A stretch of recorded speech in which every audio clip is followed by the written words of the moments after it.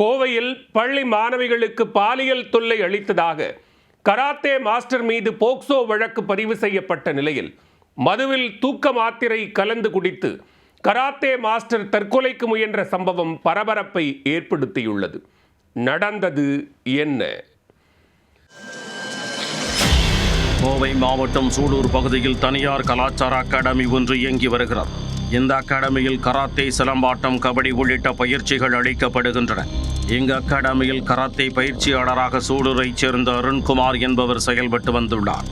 அகாடமிக்கு தேடி வரும் பள்ளி மாணவ மாணவிகளுக்கு இவர் பயிற்சி அளித்து வந்ததோடு பள்ளிகளுக்கே நேரில் சென்றும் கராத்தே பயிற்சி அளித்து வருகிறார்.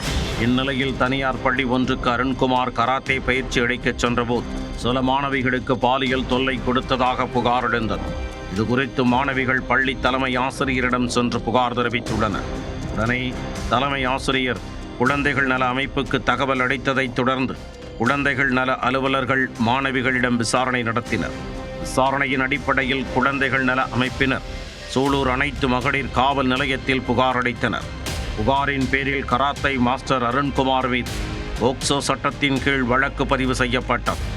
இதனிடையே அருண்குமார் மதுவுடன் தூக்க மாத்திரைகளை கலந்து குடித்து தற்கொலைக்கு முயன்றுள்ளார்.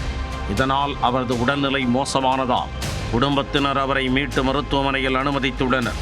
அவருக்கு சிகிச்சை முடிந்ததும் போலீசார் விரைவில் கைது நடவடிக்கையில் ஈடுபடுவார்கள் என தெரிகிறது.